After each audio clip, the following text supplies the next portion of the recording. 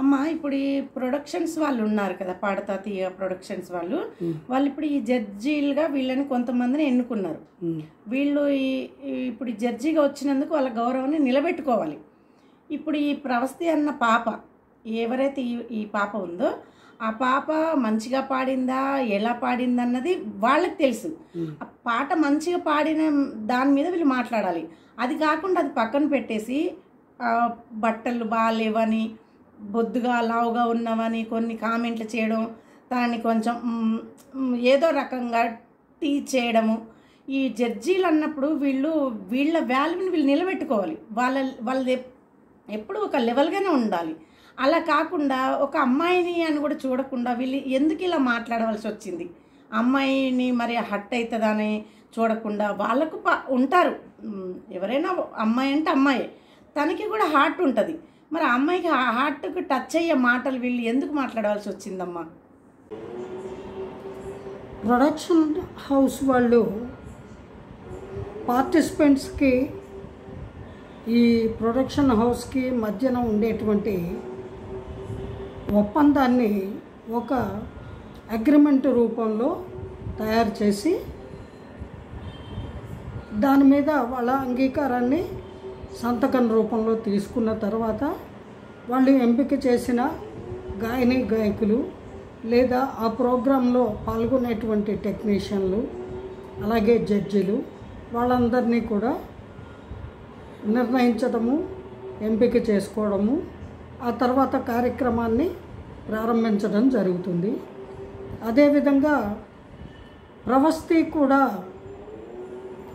వారి చేత ఆహ్వానింపబడి ఆ అగ్రిమెంట్లో తన యొక్క అంగీకారాన్ని సంతకం రూపంలో వాళ్ళకి ఇచ్చిన తర్వాతే ఆ కార్యక్రమంలో పాల్గొనడం జరిగింది. అయితే ఇక్కడ ఒక చిన్న కమ్యూనికేషన్ గ్యాప్ ఏమిటి అంటే, ఆ అగ్రిమెంటు ఎవరైతే సంతకం చేయాలో వాళ్ళు చదువుకునే వ్యవధి వాళ్ళకి ఇవ్వాలి. కానీ ఇక్కడ ఈ ప్రొడక్షన్ హౌస్ వాళ్ళు అంత సమయం ఇవ్వలేదట. తొందరపెట్టి సంతకం పెట్టేసేయండి అని కంగారు పెట్టడం ఇటువంటివి జరిగాయి అని ప్రవస్తి చెప్తోంది. అయితే అది ఒక రకంగా వాళ్ళ తప్పు అని అంటాను నేను. ఏ అగ్రిమెంట్ అయినా సరే చదువుకునే వ్యవధి ఇవ్వాలి. చదువుకోకుండా సంతకం పెట్టడం కూడా మంచి పద్ధతి కాదు. ఎందుకంటే అగ్రిమెంట్లో ఉన్న అంశాలు వాళ్ళకి మనస్ఫూర్తిగా అంగీకారం అయితేనే సంతకం చేసి ఇవ్వాలి. మరి అందులో ఏమేమి అంశాలు ఉన్నాయో, ముఖ్యంగా ఈ పాటల ఎంపిక విషయంలో కానీ లేదా వేషధారణ అంటే దుస్తుల విషయంలో కానీ, మేకప్పుల విషయంలో కానీ, లేదా వాళ్ళ యొక్క ప్రవర్తన వాళ్ళు కానీ, లేదా వాళ్ళు ఇచ్చేటువంటి రెమ్యునరేషన్ అంశంలో కానీ, అలాగే రాను పోను తీసుకురావడానికి వాహనం ఏర్పాట్లు చేస్తామని లేదా మీరే రావాలని ఇలాంటివి ఏవో కొన్ని ఉంటాయి. ఆ అంశాలన్నీ కూడా అందులో పార్టిసిపేట్ చేసే వాళ్ళకి క్షుణ్ణంగా తెలియాలి. వాళ్ళు మనస్ఫూర్తిగా అంగీకారం అయితేనే సంతకం చేసి ఆ కార్యక్రమంలో పాల్గొనాలి. అందుకు తగిన వ్యవధి అనేది తప్పనిసరిగా ఇవ్వాలి. అలా ఇవ్వకపోవడం అనేది ప్రొడక్షన్ హౌస్ వాళ్ళ తప్పిదము. ఇంకా పార్టిసిపెంట్స్ కూడా అలా తొందర పెడితే సరే అని చెప్పి సంతకం చేయడం కూడా భావ్యం కాదు. మాకు చదువుకునే టైం ఇవ్వండి, లేదా ఒక కాపీ మేము తీసుకొని 1 గంట సమయమైనా మాకు ఇవ్వండి, మేము చదువుకొని అవతల సంతకం చేస్తాము అని చెప్పాలి. అందుకు వాళ్ళు ఒప్పుకోకపోతే మానేయాలి.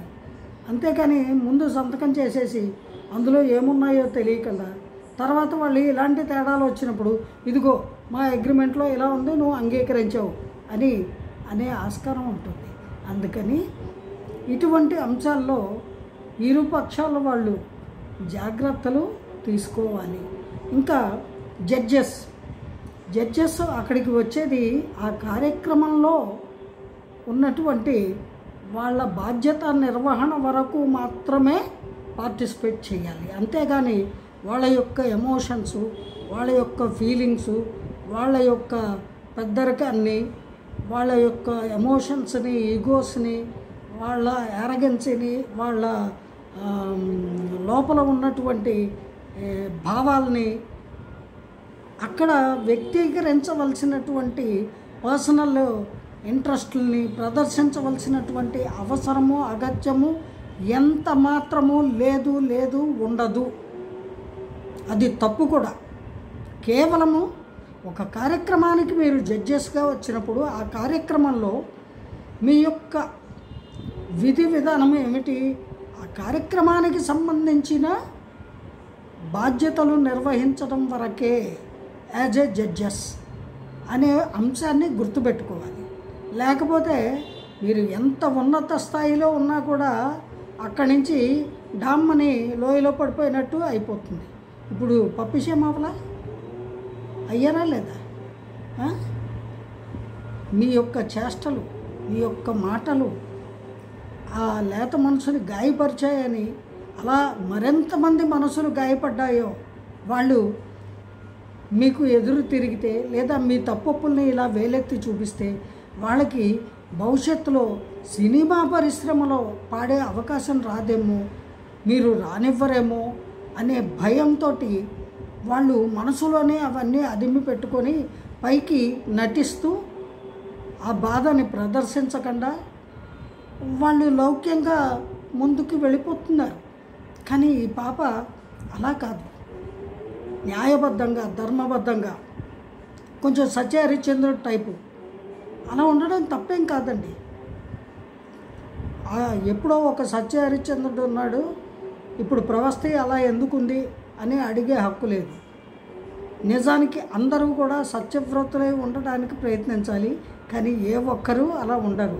ఎందుకంటే అసత్యాలు ఆడకుండా, లౌక్యంగా ఉండకుండా ఈ లౌకిక ప్రపంచంలో ఒక్క అడుగు కూడా ముందుకు వేయలేరు. కాబట్టి అలాగే నలుగురితో పాటు నారాయణ అని బతికేస్తారు. కానీ నేను ఇలాగే ఉండాలి, ఇలాగే బ్రతకాలి అనే దృఢమైన సంకల్పంతో ఉన్నటువంటి కొందరు ఈ రకంగా మాట్లాడే అవకాశం ఉంది. ఈ రోజున అదే జరుగుతోంది. మీకు కనుక మనస్సాక్షి అనేది ఉంటే దయచేసి నోరు విప్పి నిజాల్ని నిర్భయంగా చెప్పండి. ఒక చిన్న పిల్ల మాట్లాడుతుంటే మీరు మాట్లాడలేరా? మీ వయసు ఎంత, మీ అనుభవాలు ఏమిటి, ఎన్ని చూస్తే ఆ స్థాయికి చేరుకున్నారు. అందుకని దయచేసి న్యాయబద్ధంగా, ధర్మబద్ధంగా ఉంటుంది. మీరు కూడా మీ వంతు మీ ఒపీనియన్ని చెప్పండి. చెబితేనే ఈ సమస్యకి పరిష్కారం లభిస్తుంది అని నా అభిప్రాయం. చెబుతారని ఆశిస్తున్నాను. జై గురుదేవ్.